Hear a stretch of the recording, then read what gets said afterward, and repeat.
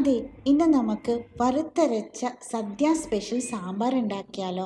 അതിന് വേണ്ടിയിട്ട് ഒരു 1/4 കപ്പ് പരിപ്പ് എടുത്തിട്ടുണ്ട്. കൂടെ വെജിറ്റബിൾസും എടുത്തിട്ടുണ്ട്. 10 ചുമന്ന ഉള്ളി, 1 പൊട്ടറ്റോ, 2 ക്യാരറ്റ്, ഒരു ചെറിയ പീസ് വെള്ളരിക്ക, 1 മുരിങ്ങക്ക, 4 വെണ്ടയ്ക്ക, 3 ടൊമാറ്റോ, ഇത്രയായിട്ട് എടുത്തിരിക്കുന്നത്. ഇനി പരിപ്പ് കഴുകി വൃത്തിയാക്കി 2 കപ്പ് വെള്ളവും 1/4 ടീസ്പൂൺ മഞ്ഞൾപ്പൊടിയും ചേർത്ത് കുക്ക് ചെയ്യാനായിട്ട് വയ്ക്കാം. പരിപ്പ് കുക്കാവുമ്പോഴത്തേക്കും വെജിറ്റബിൾസ് എല്ലാം കട്ട് ചെയ്ത് എടുത്തിട്ടുണ്ട്. അരപ്പ് തയ്യാറാക്കാനായിട്ട് ഒരു പാൻ ചൂടായി വരുമ്പോഴത്തേക്കും അതിലേക്ക് 1 ടീസ്പൂൺ മല്ലിയും 6 ചുമന്ന മുളകും കുറച്ച് കറിവേപ്പിലയും ചേർത്ത് ഒരു നുള്ളി വെളിച്ചെണ്ണയും ഒഴിച്ച് ജസ്റ്റ് ഒന്ന് മിക്സ് ചെയ്ത് കൊടുക്കണം. കൂടെ 3 ടേബിൾ സ്പൂൺ ഗ്രേറ്റഡ് കോക്കനട്ടും ചേർത്ത് നല്ല പോലെ ചുമക്കെ വഴറ്റിയെടുക്കണം കേട്ടോ. ഉരുളി ചൂടായി വരുമ്പോഴത്തേക്കും നേരത്തെ കട്ട് ചെയ്ത് വെച്ച വെജിറ്റബിൾസ് ചേർക്കണം. വെണ്ടയ്ക്കയും തക്കാളിയും മുരിങ്ങക്കായും മാത്രം ഇപ്പോൾ ചേർക്കണ്ട കേട്ടോ, പിന്നീട് ചേർക്കാം. കൂടെ ഒരു 4 നടുവെ കീറിയ പച്ചമുളക് ഇട്ട് ആവശ്യത്തിന് വെള്ളം ഒഴിച്ച് ഒരു പിഞ്ച് മഞ്ഞൾപ്പൊടിയും 1/4 ടീസ്പൂൺ മുളക് പൊടിയും ആവശ്യത്തിന് ഉപ്പും ചേർത്ത് കുക്ക് ചെയ്യാനായിട്ട് വയ്ക്കാം. നമ്മുടെ വെജിറ്റബിൾസ് എല്ലാം കുക്കായി വന്നിട്ടുണ്ട്.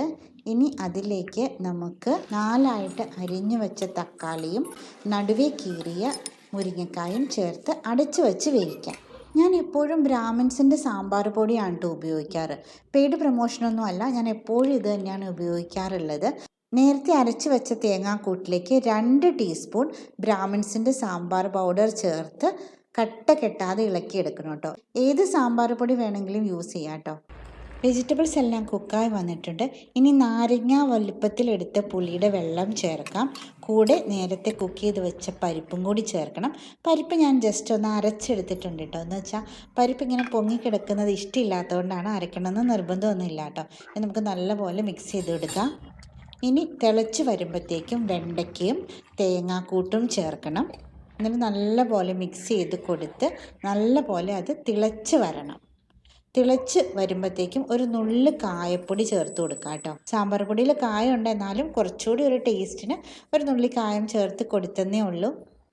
നല്ലപോലെ മിക്സ് ചെയ്ത് ഒന്ന് തിളച്ച് വരുമ്പോഴത്തേക്കും കറിവേപ്പില കൂടി ചേർക്കാം. കറിവേപ്പില അതിനകത്ത് കിടന്ന് അതിൻ്റെ ആ ഒരു സ്മെല്ലെല്ലാം സാമ്പാറിലേക്ക് വരണം. അത്രയേ ഉള്ളൂ. അപ്പോൾ നമ്മുടെ സാമ്പാർ റെഡി ആയിട്ടുണ്ട്. ഇനി താളിക്കാനായിട്ട് ഒരു പാൻ ചൂടായി വരുമ്പോഴത്തേക്കും 2 ടേബിൾ സ്പൂൺ കോക്കനട്ട് ഓയിൽ ഒഴിച്ച് 1/4 ടീസ്പൂൺ കടുകിട്ട് പൊട്ടി വരുമ്പോഴത്തേക്കും 3 ചുമന്ന മുളകും കറിവേപ്പിലയും ചേർത്ത് താളിക്കാം. താളിച്ചത് സാമ്പാറിലേക്ക് ചേർക്കാം കേട്ടോ. അപ്പോൾ നമ്മുടെ വറുത്തരച്ച സാമ്പാർ റെഡി ആയിട്ടുണ്ട്. എല്ലാവരും ഈ ഓണത്തിനൊന്ന് ട്രൈ ചെയ്ത് നോക്കണേ. ഇഷ്ടപ്പെട്ടാൽ സപ്പോർട്ട് ചെയ്യാൻ മറക്കല്ലേ. അടുത്ത വീഡിയോ ആയിട്ട് വീണ്ടും കാണാം. ബൈ.